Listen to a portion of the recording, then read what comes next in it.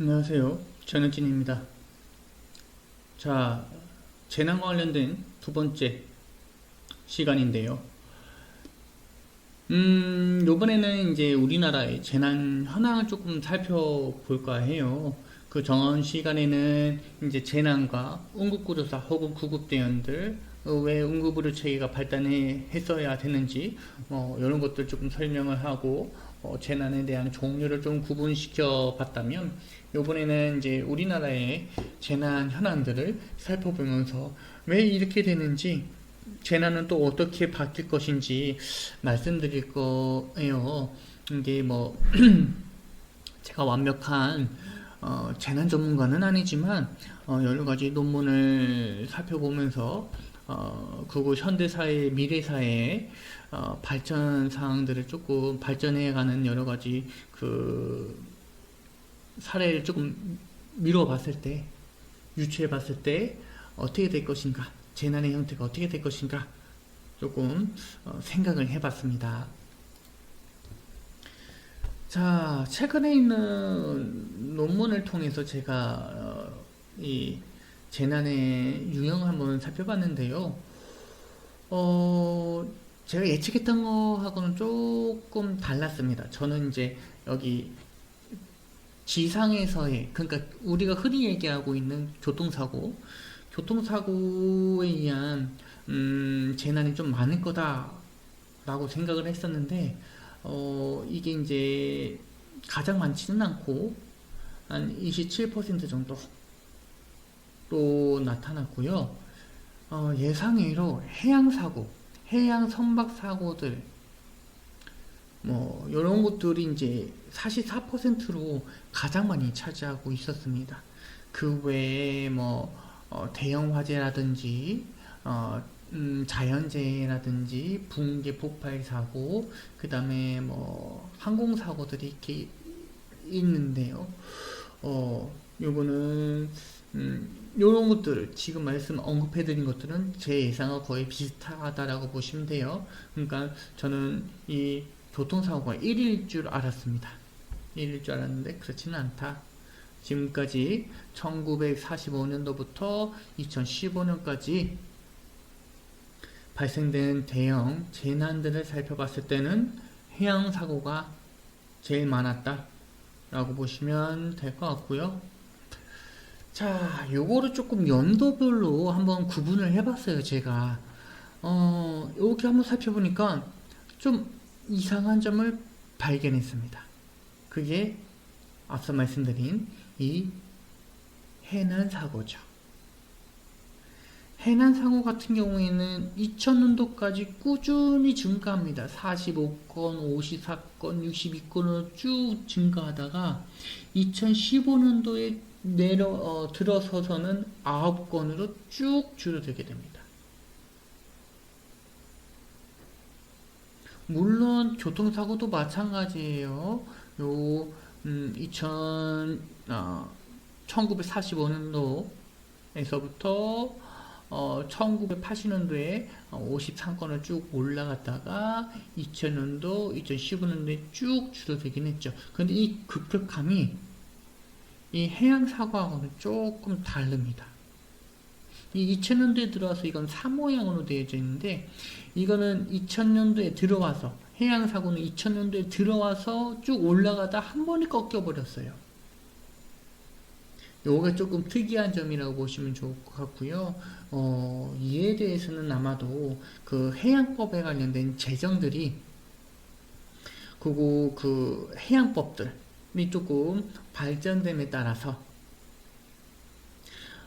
그리고 뭐 레이더나 이러한 그 항법 장치들의 발전 사항에 따라서 이렇게 급감하지 않았나 생각이 들고요. 나머지들은 비슷한 추이를 보이고 있는데, 요거 단 하나, 라지 스케일 대형 화재 사고 같은 경우는 뭐 급강하거나 그러진 않고 꾸준하게 뭐 10건, 10건, 9건 정도로 되고 있어요. 아마도 뭐 2020년도에도 살펴보진 않았지만 한번 10건에서 뭐 좀 더 높아지지 않았을까? 제가 기억하고 있는 것만 해도 뭐 제천이라든지 미당이라든지 뭐 병원 여러 요양병원이라든지 뭐 이런 데에서 화재 난 게 머릿속에 적어도 다여섯 개가 생각나는데 좀 더 증가하지 않았을까라는 생각이 들어요. 근데 여기서 조금 의문점이 많이 듭니다. 화재 안전과 관련돼서 스크램플러라든지 혹은 화재 경보라든지 이런 센서들은 되게 많이 발전을 했거든요. 그리고 거기에 대한 안전, 건물을 지을 때도 소방 안전에 맞게 건물을 지을 수 있기 때문에 이 대형 화재에 대한 그 발생 건수는 점점 줄어들 거라고 생각이 드는데 요거는 계속 10건 내외로 유지를 하고 있어요. 여기에 대한 조금 의문점이 생겨서 이거는 따로 공부를 제가 해봐야 될 것 같기는 하네요. 왜 이렇게 되고 있는지. 자, 시대별로 이 재난의 개수, 유형과 상관없이 그냥 개수만 살펴봤을 때 40년대 가장 적었어요. 뭐 산업이 발전되지도 않았었고 대부분 이때는 해방되고 난 후라서 뭐 재난이 발생할 만한 것들이 없죠. 대부분 발생하더라도 자연재해이지 않았을까 라는 생각이 들고 뭐 이때부터 50년대, 60년대, 70년대 들어가면서 80년대 이때까지 급격한 산업화가 진행되면서 여러 가지 인재들이 발생되지 않았을까. 40년대는 자연재해, 50년대 후반, 50년대부터는 이제 인재들이 많이 발생되지 않았을까. 그리고 이게 산업화가 어느 정도 안정화된 후에는 이제 노동자들에 의해서 안전법, 보건법들이 발전되고, 그 다음에 이제 오히려 사고가 발생하게 되면 재정적으로나 재산적으로도 혹은 사업적으로 더 큰 문제가 발생한다라는 것을 알고 이제 안전에 관련된 시설들을 많이 투자해서 제 생각으로는 이제 이때 2000년대부터 조금씩 재난들이 줄어들지 않았나 이런 생각이 듭니다. 물론 자연적 재해는 뭐 어쩔 수 없는 거고요. 자연적 재해도 솔직히 말씀드리면 기상청에 이때는 기상청에 그렇게 기상청이라는 기관이 없었잖아요. 기상청이 어느 정도 자리를 잡고 거기에 대해서 날씨에 대해서 어느 정도 경보를 해줌에 따라서 자연재해 어느 정도 좀 감소하지 않았나 이런 생각이 들기도 합니다. 당연히 제 건수에 따라서도 건수에 따라서 사망자나 혹은 실종된 사람 수도 당연히 똑같 비슷하겠죠, 그렇죠? 그래서 이 그래프의 수치도 재난의 발생 건수하고 거의 유사하다라고 보시면 될 것 같습니다. 그런데 여기서 특이하게 보셔야 될 거는 평균 재난별, 재난 건수별 사망자와 실종자 수입니다. 40년대에 발생된 재난은 8건밖에 안 돼요. 근데 900명이 넘게 980명이 사망하고 실종되었죠. 거기에 대해서는 우리가 어떻게 예측할 수 있느냐? 모든 기반 시설들이 망가진 전쟁 후기 때문이다 라고 이렇게 보실 수가 있을 것 같습니다. 그래서 이 시기에는 정말 자연에 의해서 아무런 대비를 할 수 없었던 그런 시기라고 보시면 좋을 것 같고요. 뭐 자연이라고 하더라도 거의 다 황폐되어져 있죠. 폭탄과 뭐 여러 가지 전장의 황폐화 때문에 자연들은 다 망가져 있죠. 비가 좀만 내려도 산사태가 일어나죠. 뭐 이런 것들이 큰 자연재해가 혹은 다른 재해가 발생하게 되면 많은 인원들을 희생시키게 된 원인이 되었지 않나 싶습니다. 여기서도 이제 조금 보셔야 될 게 있는데요. 총 재난 건수하고 총 실종자 사망자 그리고 평균적으로 사망하고 실종하는 사람들의 수를 그래프로 나타내는 건데요. 이거는 앞서 보셨죠? 그죠? 8건에서 쭉 늘어났다가 이제 2000년대로 2010년대 들어와서 급강하기 시작하는 거 이에 따라서 총 실종자와 사망자 수도 거의 유사한 선형을 보이게 되는 거고요. 근데 여기서 에버리지, 그러니까 평균 재난별 평균 사망자 실종자 수를 봤을 때는 조금 틀립니다. 이때는 어쩔 수 없다라고 말씀드렸었죠. 40년대, 1940년대는 어쩔 수 없고 50년대부터 봅시다. 이때부터 80년대까지는 급격한 산업화 때문에 뭐 사고가 일어나고 노동자들을 핍박하고 강압하고 거기에 막 노동법에, 지금은 노동법이 있지만 노동 환자가 아니죠. 죄송합니다. 노동자의 인권은 무시되면서 12시간, 16시간 일하게 만드는, 그리고 그러놓고 임금은 조금 주는 이런 상태에서 당연히 사고가 많이 발생하고, 사고가 발생하게 되면 이 사람들의 인권은 무시되기 때문에 당연히 안전장치가 없겠죠. 안전설비가 없겠죠. 그래서 재건수별 사망자가 늘어날 수밖에 없어요.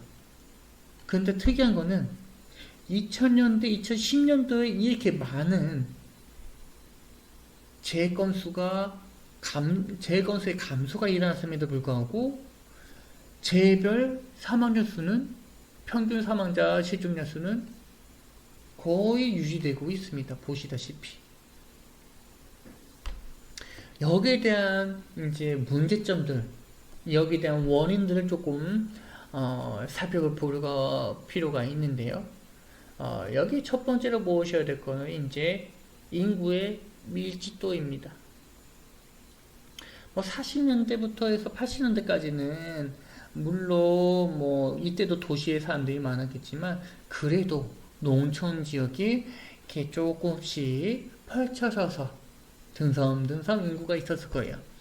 그런데 지금은 대도시 안에 엄청난 사람들이 밀집되어져 있죠. 이 1940년대하고 지금 시대에서의 이 서울의 모습은 보시다시피 이게 남산이죠. 여기도 남산이죠. 남산타워죠. 전혀 틀립니다. 엄청나게 많은 인구들이 몰려져 있어요. 그렇기 때문에 재해 건수가 많이 발생하지 않더라도 한 번의 재해로 많은 사람들을 다치고 죽이고 실종되게 만들 수 있다는 것이죠. 아무리 안전장치가 있어봐야 뭐해요. 산풍백화점 붕괴 사고를 다시 한번 예를 들어 볼까요? 1995년도에 발생됐죠. 1940년도하고 조금 비교를 해봅시다. 1995년도에 발생했습니다. 거기 안에 엄청나게 많은 사람들이 백화점에서 상품을 고르고 있어요. 한 번 무너졌죠? 500명이 죽었습니다. 900명이 넘게 다쳤어요. 만약 그런 일은 없겠지만 지금 가운데 있는 이 롯데타워, 제2 롯데월드가 붕괴된다고 끔찍한 상상을 한번 해봅시다. 단 하나의 재난사고가 발생했지만 얼마큼 많은 인원들이 죽을 거예요. 여기서도 마찬가지죠. 1980년대의 사진인데요. 이 건물 하나 붕괴된 거, 롯데타워 붕괴된 거, 실종자 수와 사망자 수를 비교를 해도 엄청난 큰 차이가 있겠죠. 그래서 이 산업화와 관련돼서 혹은 인구의 밀도와 관련돼서, 밀집도와 관련돼서 사고 건수는 줄어들지만 건수별, 재난별 사망자와 실종자 수는 지속 유지되고 있다라고 보시면 될 것 같고, 그 다음에 이제 기반 시선들은 이제 대형화예요, 대형화. 뭐든지 다 크게 만들죠. 보세요. 여기 조그만 여객권도 있지만 여기 뒤에 있는 2층짜리 여객기도 있죠. 이 상상을 해보세요. 이 여객기가 떨어졌다고 칩시다. 에어크래프트 항공기 사고가 발생했다고 봅시다. 항공기 사고는 대부분 거의 사망하시죠. 여기 1000명이 타고 있다고 생각을 해보세요. 그럼 한 번 떨어지면 1000명이 사망하는 거예요. 여기도 마찬가지죠. 요즘에 크루즈 산업이 워낙에 유망하다 보니까 많이들 크루즈 여행을 많이 떠난다 보니까 크루즈 산업이 이제 많이 뜨고 있는데, 그러다 보니 크루즈 선박도 많이 이제 건조되고 있고, 그럼에 따라서 이제 사고도 발생할 것 같은데, 이 크루즈선에 타고 있는 사람들이 몇천 명씩 타고 있을 텐데 한번 사고 났다고 생각을 해보세요. 엄청나겠죠? 이 사망하는 인원들이. 그래서 인구의 밀집과 그리고 기반 시설들의 거대화는 이 재난의 건수가 줄어들더라도 희생자를 많이 발생시킨다. 이렇게 정리할 수 있을 것 같습니다. 그래서 이 재난과 관련된 내용들은 여기서 마치도록 하고요. 그 다음 시간에는 파라메딕, 외상의 역사, 파라메딕의 역사, 응급의료의 시작, 이런 것들 조금 언급해 볼까 합니다. 네, 여기까지 마치도록 할게요.